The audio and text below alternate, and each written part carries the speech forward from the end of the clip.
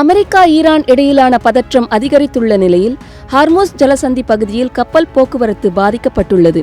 இருப்பினும் இந்தியாவுக்கான கச்சா எண்ணெய் மற்றும் எரிவாயு கொண்டு செல்லும் கப்பல்களுக்கு எந்த தடையும் இல்லை என்று ஈரானுக்கான தூதர் முகமது ஃபதாலி தெரிவித்துள்ளார். ஹார்முஸ் ஜலசந்தியை மையமாக கொண்டு அமெரிக்கா மற்றும் ஈரான் இடையே மோதல் நிலை உருவாகியுள்ளது. அமெரிக்கா அந்த பகுதியில் தனது ராணுவ முன்னெச்சரிக்கை நடவடிக்கைகளை அதிகரித்துள்ள நிலையில் ராணுவம் தனது படைகளை குவித்துள்ளது. மேலும் சில இடங்களில் கன்னிவெடிகள் பதிக்கப்பட்டுள்ளதாகவும் தகவல்கள் வெளியாகியுள்ளன. இதன் விளைவாக ஹார்முஸ் வழித்தடத்தில் கப்பல் இயக்கம் பாதிக்கப்பட்டுள்ளது. இதனால் இந்தியாவுக்கான கச்சா எண்ணெய் மற்றும் எரிவாயு இறக்குமதியிலும் சிக்கல்கள் ஏற்பட்டுள்ளன.